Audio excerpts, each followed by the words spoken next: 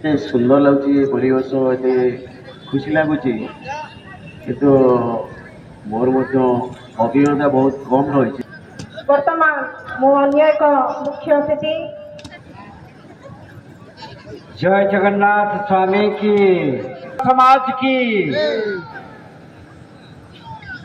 जहाँकि समाज बड़ बड़ उन्नतिकर कार्यक्रम योगदान करी निजर परिश्रम बलिदान दे आम गुणपुर सांस्कृतिक सबर संघर चिर विषय खुशी रे आज आम समस्ते आसीचे आम जातिर किसी उन्नति करने जातिर किसी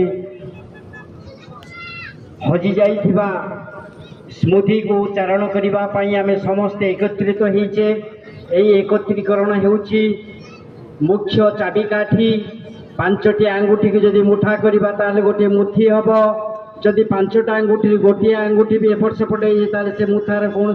परिपक्वता न थाए आम समस्ते हृदयगम करिछे जानिचे। तेणु आज समावेश मत उत्फुल्लित करुच्ची सुधीर पुरी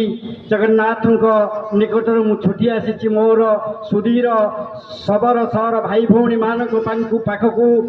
बड़ उत्साहित सहकार देखापी जानापी शिखापी जहाँकि ब्राह्मीवाद आम मैंने आज से जर्जरित होकर निष्पेषित होचु आपण मैंने बुझीपारे ना ये अंतर कथा सत कथा कहूचु 200 वर्ष तले घोर जंगल थिला गोटे राज्य थिला केते केते राजा थिले केते इंग्रज मान शासन करि चली ता भितर आमे एही